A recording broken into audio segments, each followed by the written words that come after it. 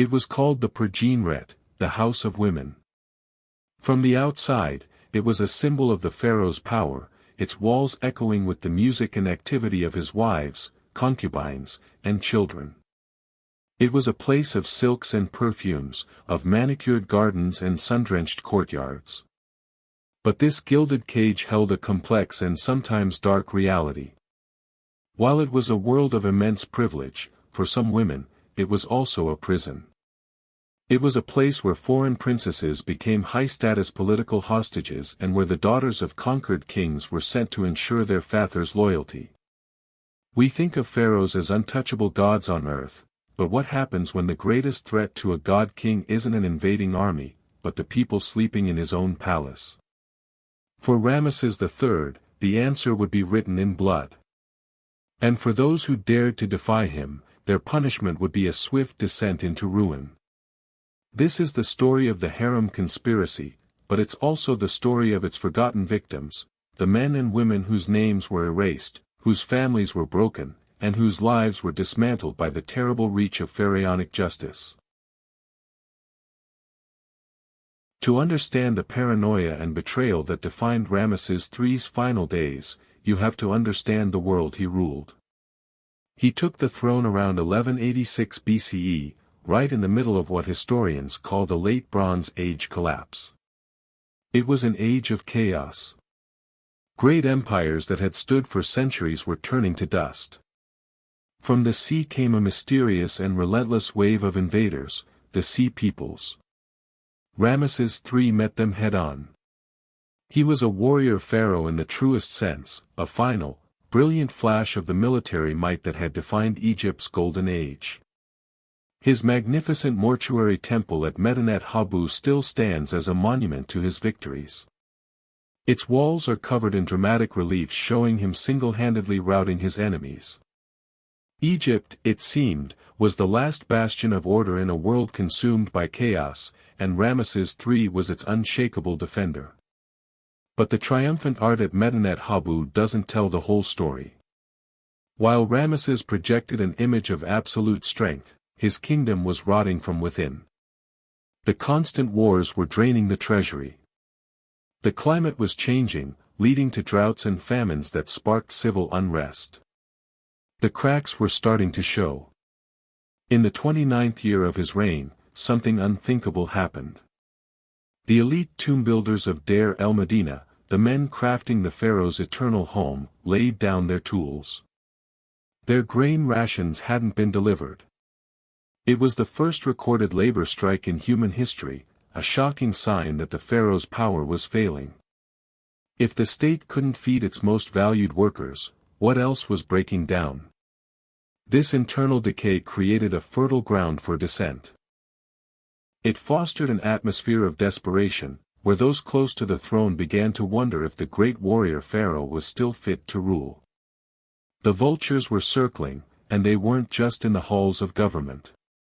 They were inside the king's own home. Before we dive into the conspiracy that ended the pharaoh's life, we need to step inside the world where it was born, the Pentawer, the House of Women. The word harem often conjures up fantasies of sensual indulgence, but the reality of the Egyptian royal harem was far more complex. It wasn't just a pleasure palace, it was a sophisticated and powerful institution with its own bureaucracy and economic might. The House of Women was a self-contained community, a micro-palace that housed not only the pharaoh's secondary wives and concubines but also his mother, sisters, and children. It had its own officials, its own workshops producing fine linens, and its own agricultural lands. It even functioned as a sort of royal finishing school, where the children of the elite and the daughters of foreign vassals were educated in Egyptian culture. At the top of this world was the great royal wife, the king's principal consort. But beneath her was a sprawling hierarchy of lesser wives and ladies-in-waiting. Many of these women were of noble Egyptian birth. Others, however, arrived not by choice, but as instruments of statecraft. Thutmose III, one of Ramesses's great predecessors, made it a practice to bring back the daughters of defeated Syrian and Canaanite rulers. These women were hostage brides, living guarantees of their father's continued loyalty. Ramesses III continued this tradition. While these foreign women lived in luxury, they were, in essence, gilded prisoners. They were severed from their homes and families, and their marriages were often political rather than personal. Their presence was a constant reminder of Egypt's dominance. It was within this simmering pot of privilege, ambition, and political tension that one of the most dangerous conspiracies in Egyptian history would begin to boil. Every dynasty lives under the shadow of one critical question: succession. For the house of Ramesses III, this question would become a death sentence. The aging pharaoh had made his choice. His heir would be Ramesses IV, his son by his great royal wife, Tiye. This decision, while traditional, left his other children by lesser wives in comfortable obscurity. For one of these wives, that just wasn't good enough. Her name was Tiye, a secondary wife of the king. She was ambitious, and she had a son, a prince named Pentawer. With the kingdom showing signs of decay, Tiye saw a closing window of opportunity. Her son would never be king under the current line of succession. If they wanted power, they would have to take it. The conspiracy was born in the perfumed, private world of the House of Women. Tiye was the instigator, the center of a growing web of treason. But she couldn't act alone. The plot would need allies in every corner of the palace. Her most important recruit was Pebekamen, a high-ranking chamberlain who controlled access to the pharaoh himself. He became the chief organizer. Through him, the conspiracy spread like a virus. They recruited other palace officials, treasury overseers, and army officers whose loyalty was essential for any coup. The plot even reached the royal nursery and kitchens, hinting that poison may have been the original plan. But perhaps most chillingly, the conspirators also turned to the fringes of Egyptian belief. They enlisted practitioners of magic, crafting wax figurines of the king and his guards and inscribing them with spells intended to weaken their bodies and paralyze their wills. They sought to undermine the pharaoh's divine protection through dark rituals, paving the way for a physical attack. The conspirators used the unique structure of the House of Women to their advantage. Messages were passed from Tiye and her allied harem women to their brothers and fathers serving in the government. Whispers in shadowy corridors turned into a concrete plan for regicide. The date was chosen with strategic precision: the beautiful festival of the valley in Thebes. Ramesses III would be in residence at Medinet Habu, and the chaos of the festival would provide the perfect cover for their terrible act. The seeds of betrayal, planted in the fertile ground of personal ambition and national decline, were about to bear bloody fruit. The god-king was about to find out he was mortal after all. The attack came with shocking brutality. For many years, the exact cause of Ramesses III's death remained a mystery. The great judicial papyrus of Turin, which records the trials of the conspirators, is strangely silent on whether the plot actually succeeded. His mummy showed no obvious wounds, leading to speculation that he'd been killed by poison, or maybe even a venomous snake. But in 2012, modern science finally solved this 3,000-year-old cold case. A CT scan of Ramesses III's mummy revealed the horrific truth hidden for millennia beneath the linen bandages around his neck. An assassin had taken a sharp blade and slashed his throat. The wound was massive, nearly 3 inches wide and terrifyingly deep, cutting all the way to the vertebrae. It was an injury no one could have survived. The king would have been dead in minutes. The forensic evidence tells an even grislier story. Further examination revealed another shocking injury: his left big toe had been hacked off, likely by a heavy weapon like an axe or sword. The nature of the injury suggests it was caused by a different weapon than the one that slit his throat. This points to the terrifying conclusion that the pharaoh wasn't killed by a lone assassin.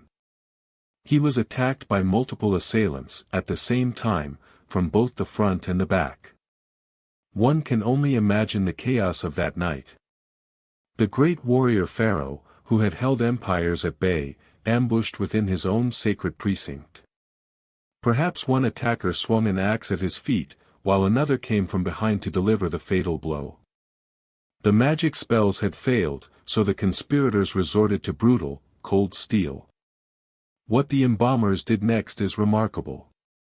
In the gaping wound on his neck, they carefully placed a Horus Eye amulet, a powerful symbol of healing and protection, as if to magically restore his body for the afterlife. They then hid the evidence of the murder under thick layers of bandages, a secret they took to their graves. For 3 millennia, they succeeded. But the truth was far darker. The God King had been slaughtered in a bloody coup orchestrated by those he should have been able to trust the most. The conspiracy had succeeded. The king was dead. The death of the king did not put Prince Pentawer on the throne. The conspiracy, while it achieved its first goal, ultimately failed. The designated heir, Ramesses IV, swiftly seized control and immediately began the work of justice, or, more accurately, revenge. The plot was uncovered, and the conspirators were rounded up. What followed was one of the most well-documented trials in ancient Egyptian history, recorded on the judicial papyrus of Turin. Ramesses IV appointed a court of 12 judges to hear the case, with clear instructions to examine the accused and carry out the punishments. The trials were a brutal formality. In the end, dozens of people were condemned. The highest-ranking male conspirators were sentenced to death. 28 people were executed. While the papyrus doesn't specify the method, punishments for treason could be horrific, such as being burned alive or impaled on a stake, fates designed to destroy the body and deny the victim any chance of an afterlife. Their names were also changed in the official records to names of infamy, like Mesetsure, meaning Ra hates him, a damnation that would follow them for eternity. But a different, and in some ways more chilling, fate was reserved for a select few, including the would-be king, Prince Pentawer. For these 10 high-status individuals, the court granted a strange mercy. The papyrus states simply, they left him in his where he was, he took his own life. This was almost certainly a forced suicide. By allowing him to take his own life, his body would remain intact, preserving his chance for resurrection in the afterlife, a final, small privilege for a prince guilty of the highest treason. The corruption even reached the trial itself. The papyrus records that some of the accused harem women had seduced 2 of the judges. They were caught, and their punishment was mutilation. Their noses and ears were cut off, a public and permanent mark of their disgrace. And what of the women? What happened to Queen Tiye, the mastermind, and the other women of the Progeniret? The papyrus is infuriatingly silent on Tiye's specific punishment. As for the female relatives of the condemned men, their fate was likely a social death. Their husbands, sons, and brothers were executed and damned. Their lands and titles were forfeit. They were left with nothing. Their punishment was to be stripped of status and identity, their lineage erased, a permanent and inescapable reminder of the pharaoh's terrible and all-encompassing revenge. Among the royal mummies discovered in a hidden cache at Deir el-Bahri in the late 19th century, one stood out for its sheer horror. It was a young man, his face locked in a silent scream of agony. He was dubbed Unknown Man E, or more famously, the Screaming Mummy. His burial was as horrifying as his expression. Unlike other royals, he had been subjected to a process of ritual defilement. His organs weren't removed. His body was simply dried out and then wrapped in a sheep or goatskin, an animal hide considered profoundly impure by the ancient Egyptians. To be buried this way was to be damned, marked as unclean and unfit for the afterlife. He was placed in a plain, uninscribed coffin, his name deliberately erased. For over a century, his identity was a complete mystery. Then, in 2012, modern science provided an answer. A DNA analysis was performed on unknown man E. The results were stunning. The DNA confirmed he shared the same paternal lineage as Ramesses III, he was his son. Suddenly, all the pieces clicked into place. The disgraced prince, sentenced to take his own life. The impure burial. The erased name. The leading theory, supported by strong evidence, is that the screaming mummy is none other than Prince Pentawer, the young man at the center of the plot to kill his own father. Marks found around his neck are consistent with hanging or strangulation, which aligns with the historical record of his forced suicide. The agonizing expression on his face may not be from pain, but the grim result of his jaw falling open after death by hanging, a horrific image frozen in time. The screaming mummy is the ghost of the Harem Conspiracy. He is the tangible proof of its failure and its terrible consequences. His eternal scream echoes through history, a final, chilling cry from a prince who reached for a throne and found damnation instead. The Harem Conspiracy was a bloody gamble that ultimately failed. Ramesses IV took the throne, and the line of succession was, for the moment, secured. But it was a hollow victory. The plot had exposed a fatal weakness at the heart of the Egyptian monarchy. It revealed that the divine king was vulnerable, that the sacred order could be challenged from within his own household. The reign of Ramesses III is now seen as the last great gasp of the new kingdom. His death marked the beginning of the end. The years that followed were a dismal saga of decline, with infighting among his heirs, rampant corruption, and deepening economic hardship. A succession of short-lived pharaohs, all named Ramesses, presided over the slow disintegration of Egypt's power. The true legacy of the Harem Conspiracy, then, wasn't just the murder of a king, but the poisoning of a dynasty. It accelerated the collapse of an entire civilization's golden age. But the story's real horror lies in the quiet, personal tragedies left in its wake. It's in the fate of the men and women caught in the gears of power, their lives destroyed as collateral damage in a Game of Thrones. The House of Women, once a symbol of dynastic continuity, had become the source of its destruction. It's a haunting reminder that even the most opulent palaces can hide the most dangerous ambitions, and that the deepest betrayals often come not with the roar of an army, but with a whisper in the halls of power, leaving behind nothing but a silent, agonizing scream.